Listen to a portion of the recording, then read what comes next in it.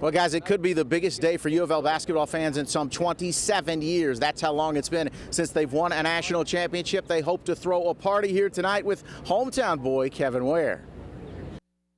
7 days ago, Kevin Ware was in an Indianapolis hospital recovering from one of the most horrific, gruesome injuries we've seen.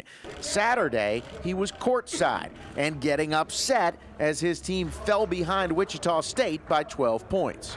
I was mad the entire game, you know. I kind of feel like they weren't getting out there defensively, and that's what got us to this point. At one point, Ware joined the huddle during a timeout. How did you get up on the court? I hopped, actually, and Fred kind of got mad that I even was up there because he was like, you don't want to be a distraction and those things, but got back up there and got back down before anybody even noticed it. He's really showing how much heart he has. I mean, he cares about this team. I mean, his presence in general just motivates us more just to win this game or win the games for him. He's a fighter. I mean, if he can hop on the cop from over that little pound they have on the sideline to come on the court and really talk to us, I mean, why can't we fight to win this game? Now the fight is to get one more win so they can finally cut some nets down. You want Kevin up there cutting that net down? Yes, I do. I want him to cut the whole thing down. Yeah.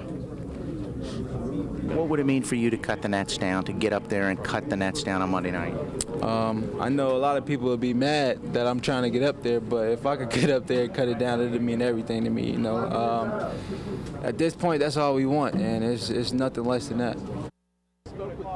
And it would just continue what has been a magical week for Rick Pitino, all the great things that have happened to him, including he was officially introduced this morning in the 2013 Naismith Basketball Hall of Fame class. This week, is it crazy to think of all the things that have happened? You know, I certainly don't deserve this good fortune, and we have one more game to play, which is kind of exciting. All of this is such a great time so you don't lay around a hotel and just keep thinking about the game till 9:23. So this is very, very exciting. Last night was exciting.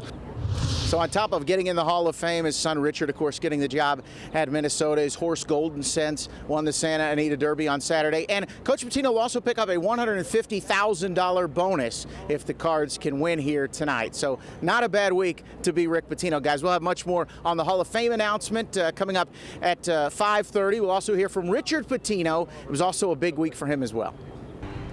His name is already up in the paddock here at Churchill Downs. Orb, it turns out, is a mutter, and he is also your Kentucky Derby 139 winner. 62-year-old Shug McGahee finally gets his first Kentucky Derby. I'm Kent Taylor with Connie Leonard. And Connie, a rainy, wet Derby day, but I tell you what, it seems right. You picked the winner, first of all. Oh, I'm glad you acknowledged that. Let's get that out of the way right now. Let's go ahead and say it. Thank you very much. She picked the winner. And I have to acknowledge Mike Hartnett and John Mull, also with Wave 3, also picked Orb.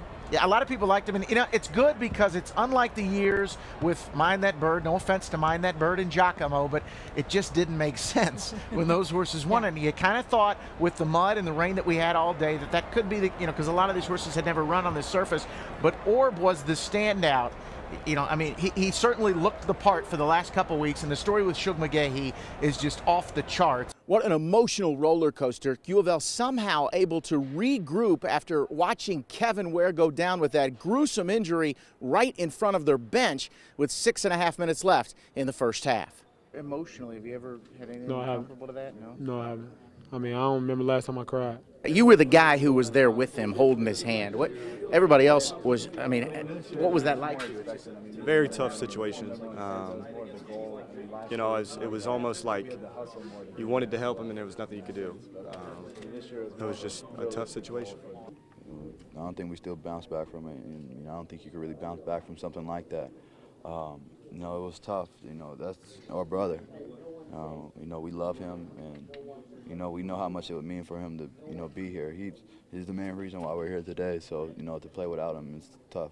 Tell me about the prayer you led the team in. I just wanted to say a quick prayer for, you know, Kevin, and that's why I huddled the guys up, and you know, just asking God just to, you know, be with him and, you know, heal him. And I know Kevin will be all right, and you know, Kevin's going to be there. And at halftime, Coach P just told us to get him back home, and so, you know, he's from Atlanta, and that's what we did. I got everybody over after we covered up the injury. I said, listen to him. And he said it over 10 times, just win the game, I'll be okay. So it had to come from him, and it did. Now the Cards head back to Kevin Weir's home state of Georgia, where they'll try to win the ultimate prize, a national championship. Up next, Wichita State on Saturday in the Final Four. With the Cards in Indianapolis, I'm Kent Taylor, Wave 3 Sports. For the second straight year, President Obama picked a Kentucky school to make it to the national championship game and to lose. For the second straight year, they won and got to come here to Washington to celebrate with the president. I've been having a tough time lately on my brackets. This year I was close. I had the Cardinals in the title game, but I guess I discounted the motivational power of making your 60-year-old coach promise to get a tattoo if you win. I was afraid he knew so much about basketball that he was going to bring back, why didn't I put a guy in the ball with Christian Laettner? So I was getting worried about that. But he really knows the game of basketball.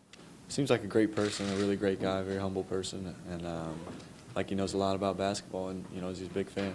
After the White House, the team headed over to the Capitol, where they met with Senator Mitch McConnell and Senator Rand Paul. Got a private tour of the Senate Minority Leader's office and a look around the rotunda.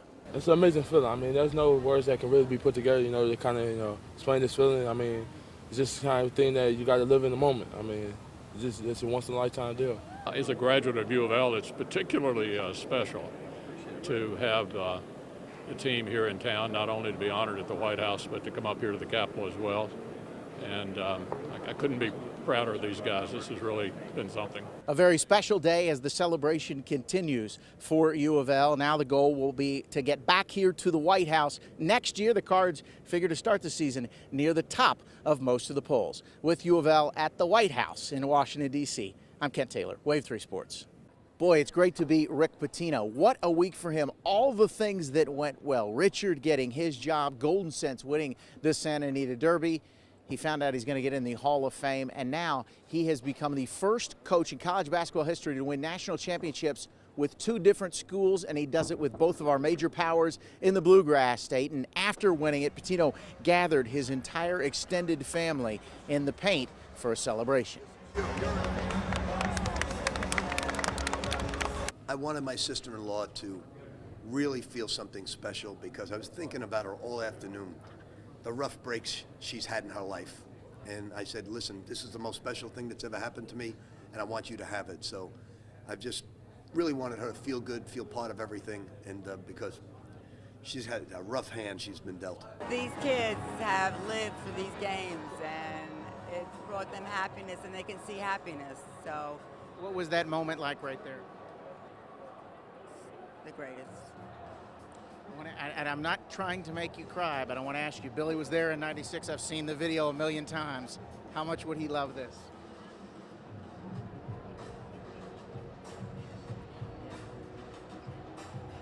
Yeah, he's here. He's here, right? He's here. Joanne said Billy was here tonight. He was, and he'll be with us tonight, too.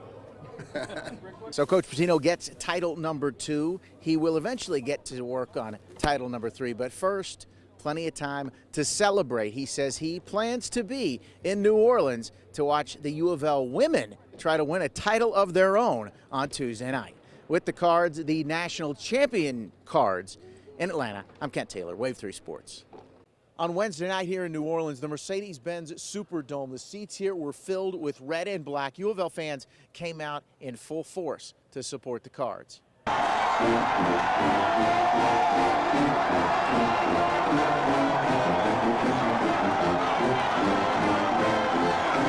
that blow you away when you saw how many were out here and how much of an impact they could make? Oh, yes.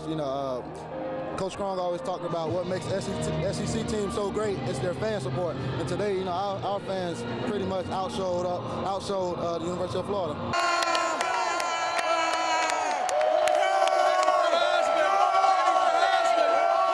This game ball goes to that crowd right there.